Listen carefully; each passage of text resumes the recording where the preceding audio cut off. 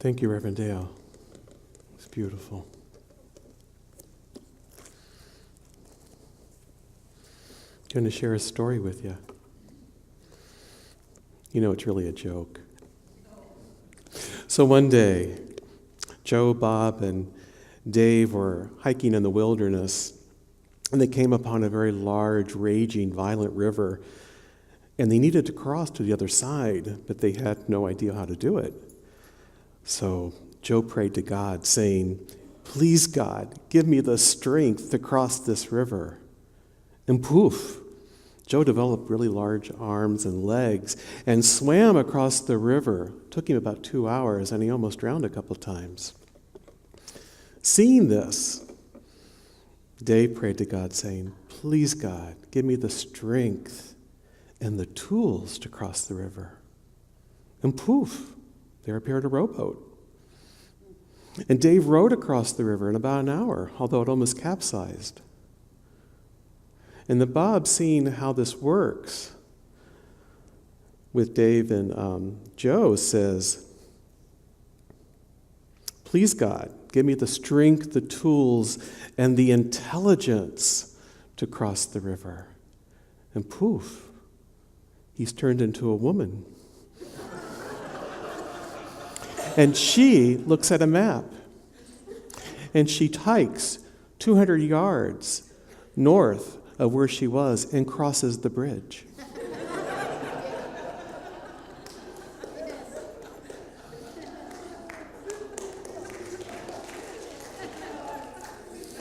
So today we're exploring our fourth principle. Unity has 5 principles, and this was 5 principles that were articulated long after Charles and Myrtle Fillmore, the co-founders of Unity. And it was actually articulated by one of the granddaughters, Connie, Buzzy Fillmore. And so today we're going to talk about the fourth principle. And we started with the first principle, and Reverend Vi and Dale and I talked about God as source and spirit. And while there's a lot of things we really don't know about God, we do know that God is, He's love, He's all knowledge, He's all good, or it is all good. And then the second week, Reverend Dale shared that we are the light of the world, and that we create things, and that we are created in God's image. And in that we are whole, complete, and perfect. But it's our thoughts and our consciousness that separates us from our goodness. And then last week, Reverend Vi did this beautiful talk on the message of how we co-create with God and how our thoughts and our feelings influence our reality, and that which we think about manifests. And so today we're going to talk about how we, thank you, you're in the right place, how we pray and meditate. So the principle for prayer and meditation is through prayer and meditation, our hearts and minds become aligned with God, and we become transformed by allowing our divine essence, our Christ-likeness, to shine forth. Now, it's funny how we think about prayer, isn't it? Because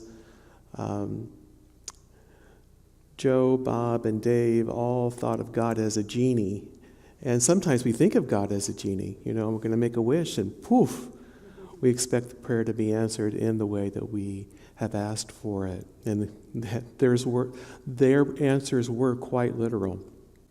And sometimes we think of God as Santa Claus, all-knowing, knows everything that we're doing wrong. And it's funny because God is really impersonal. God is God, and it does God stuff. And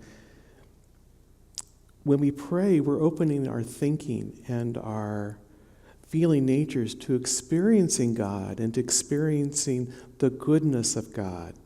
We're plugging into the opening of a flow.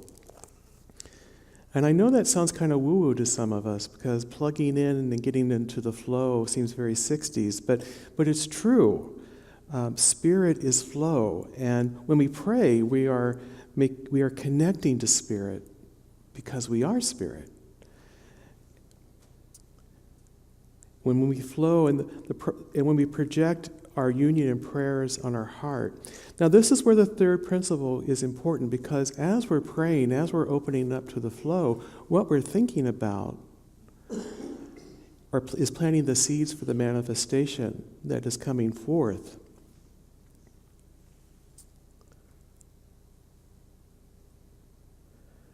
You know, sometimes when we pray, I'm going to use two examples, and one of them is, please God, heal me. Erase this disease from my body. And the second one is, I affirm the presence in all aspects of my life. I affirm the wholeness in which I am created. Now, one is plugging into the flow. Can you guess which one that is? Maybe the second one.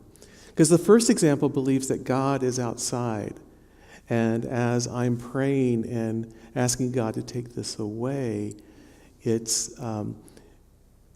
has really nothing to do with me. It has all to do with God. Whereas the second one says, God is already present. And I'm consciously opening my mind and emotions with spirit. And they're reminding me, and they're reminding myself that I'm already whole. Will they be cured? Maybe. There are many reasons a cure comes or doesn't.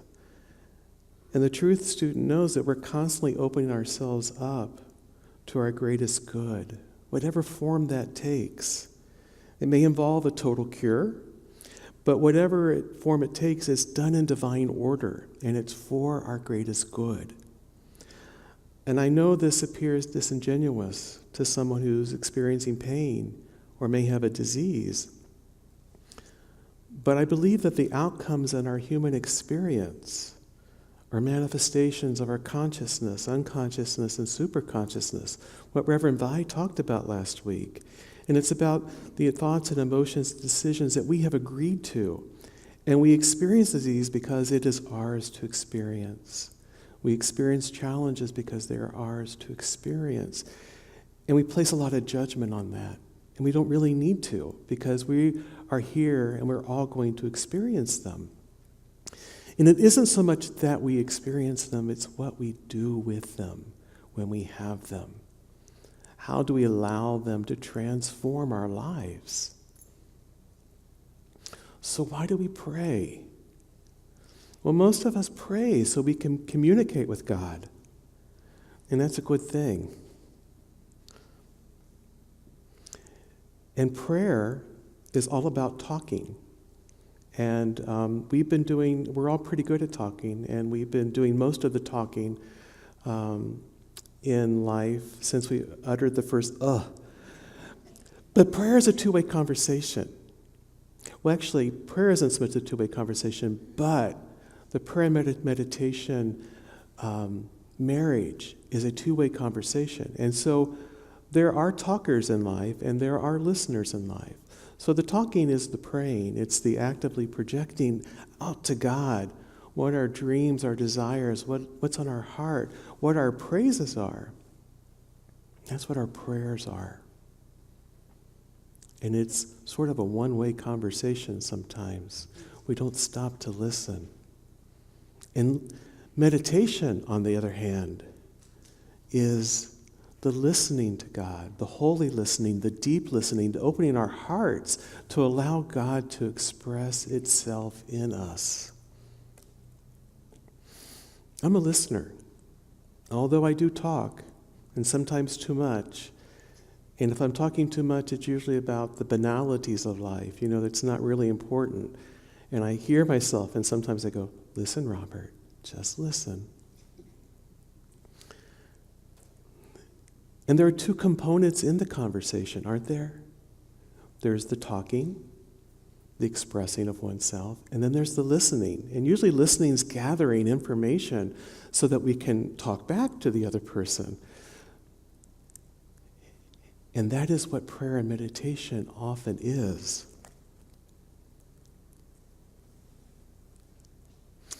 Joel Goldsmith was a spiritual teacher, very popular, ever since the 50s, I believe, 1950s. And He has this to say: the experience of the Christ is a present possibility. The way to experience is through meditation. Far too many aspirants to the spiritual way of life know the letter of truth, and they're satisfied to stop there.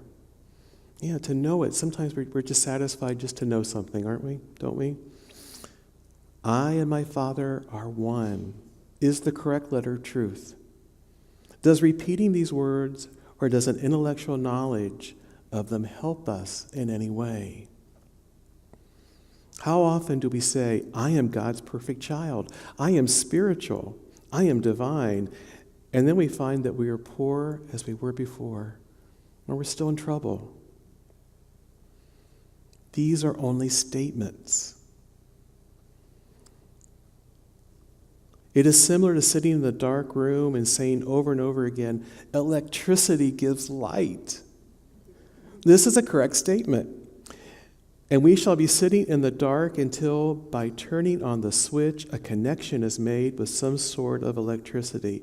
So nothing is going to happen to us, regardless of how many affirmations of truth we know or repeat, unless we attain the consciousness of truth and realize our oneness with Source.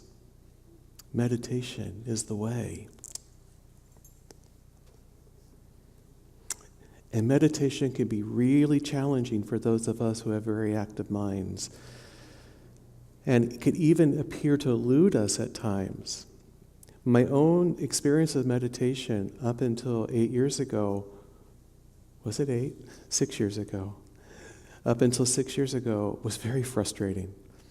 Every time I attempted a practice of meditation, or even an ongoing practice of meditation, the mind chatter went nuts like I have never known before. How many of us know the show The Big Bang Theory? Yeah, so you know the opening credits and all this? Yeah.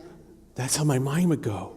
It would be on like fast forward and like millions of images would be flashing through and all kinds of thoughts. And I felt crazy. I felt crazy when I was trying to meditate. And then I discovered TM, Transcendental Meditation. And I discovered TM through Oprah, because Oprah discovered TM and had a show about it. And I thought, goodness gracious, if Oprah Winfrey can do it, I can do it. So I went to Transcendental Meditation, and I had a teacher, and the teacher gave me a mantra that I would use silently. And that mantra was to interrupt the chatter. But I didn't try to stop the chatter. The instructor was very clear. The thoughts are going to come. That's what your mind does. You've trained it to do that since you were born. You've trained your mind to continue to spin. So it's going to take some time. But I used that mantra, and I would meditate twice a day for 30 minutes. And my first 3 months of meditation, I have to tell you, was the same as the first day. However, every once in a while, there would be a moment of calm, a moment of repose, a moment that my mind had nothing. And so I knew there was possibility. I kept meditating. And in time, the meditation, just the act of sitting and allowing myself to go through that, helped me. And I've heard similar stories from other people. If you start to meditate, if you don't have a practice and you start today, it doesn't mean you're going to be enlightened tomorrow. It takes time. It's like working that meditation muscle, working that brain muscle to calm it down. Now, I wish I could tell you I meditate every day, because I don't. I meditate most days. But I know the difference if I'm not meditating. And if I'm feeling challenged, if I'm feeling particularly insecure about something or uneasy about life, I know I'm not meditating, and it's time to go back to it. We found centering prayer.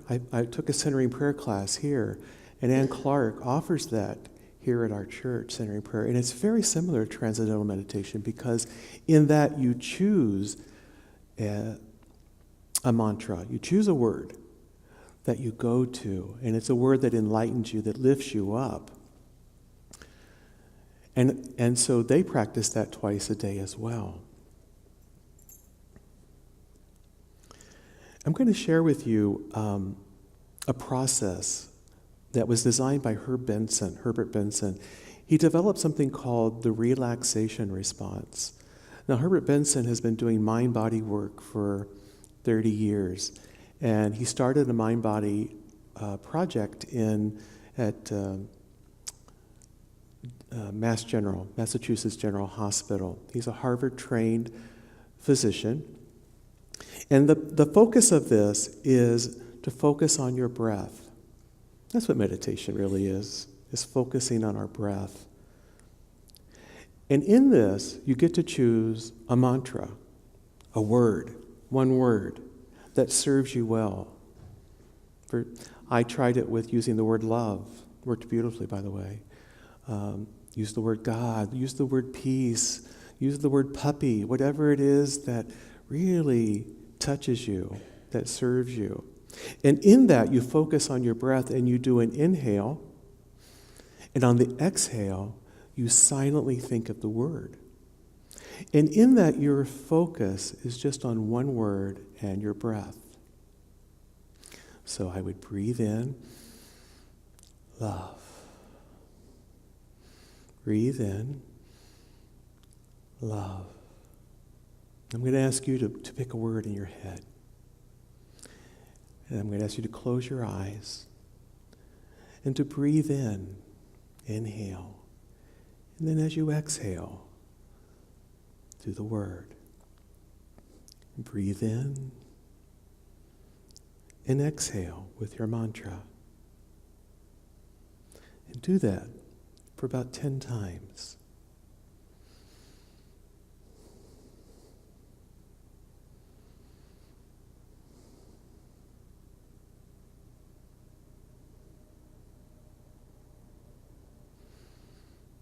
Sometimes as we're doing this, things appear in our mind. It's like our mind is double tasking, multitasking. That's okay. As it does that, bring yourself back just to the breath and the mantra. Breathing in, breathing out love.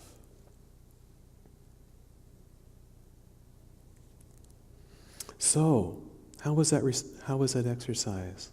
Was it relaxing? Did you get sleepy? Okay, so it's a time for a meditation joke then. So 2 men meet on a street, and one asks the other, "How are you?" And the other one says, "Well, I'm fine, thanks." "Well, how's your son? Is he still unemployed?" "Well, yes, he is, but he's meditating now." "Meditating? What's that?" "I don't know, but it's better than sitting around and doing nothing."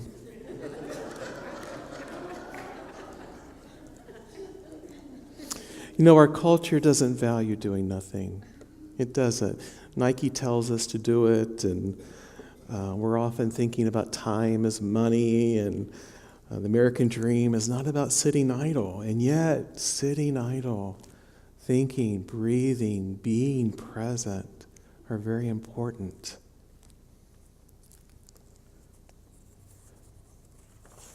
Joel says, meditation is an invitation to God to speak to us or to make himself known to us.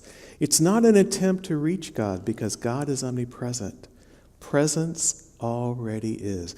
God is already with you. The presence is ready. The presence always is in sickness or in health, in lack or in abundance, in sin or impurity. The presence of God always and always is. We are not seeking to reach God, but rather to achieve such a state of stillness that the awareness of God's presence permeates us. Oh, that is so sweet when the presence of God permeates us. It is a gift. It is a gift. The Bible is full of scriptures on meditation. There's so many in Psalms. I'll just read a couple to you. Let the words of my mouth and the meditation of my heart be acceptable in your sight, O God, O Lord, my rock and my redeemer. And in Psalm 77:12, I meditate on all your work and muse on your deeds. And in Genesis 24:63, and I love the scripture just because I love the scene it paints. Isaac went out to meditate in the field toward evening, and as he lifted his eyes up and looked, and behold, camels were coming. Isn't it beautiful when we spend those moments in meditation and we open our eyes and we see the world anew? There's a new relationship with it. Can I have the slide? We are extending our prayer and meditation time here on Wednesdays, beginning this week. The first, second, and third Wednesdays of the month, we're going back to the full prayer and meditation service, the sacred service. It's going to be facilitated by Judy Goday, myself, and Deborah Reeves. So each one will be trading off. And in that will be at 6:30, a time of meditation. At 7 o'clock, a time for prayer. And from then on, there'll be continuing times of prayer, meditation, and interaction with the stations, the meditative stations that we have, candle lighting, communion, affirmation, prosperity, abundance, gratitude, that's it, gratitude, and our burning bowl. Also, just to let you know, on the third Wednesday of the month, we have Reiki practitioners who are going to come in and share their art and their gift with us of Reiki. So if you are in need of healing of Reiki itself, it's a really wonderful healing modality of exchanging energy, bringing energy to points and through the body. We will have it on the third Wednesday of every month during the prayer, meditation, and healing service. I know that in this message you've heard these thoughts before, so there was really nothing new to offer you. And I know that many of you already have a prayer and meditation practice. And it shows up. It shows up in how you live and how you experience in life and how you give and how you receive.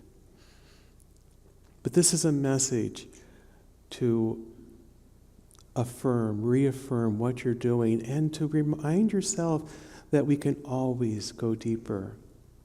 It was a reminder to me this week to meditate every day because I had to give this talk, and it's really difficult to talk about something if you're not doing it yourself.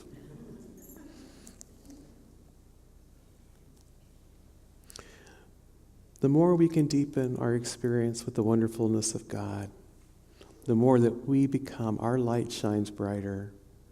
That's our goal. That's our wish for this community, that our light shines bright. So keep on plugging in, dear ones. Will you join me in prayer? Heavenly Father, thank you for the many gifts that you give us, and thank you for always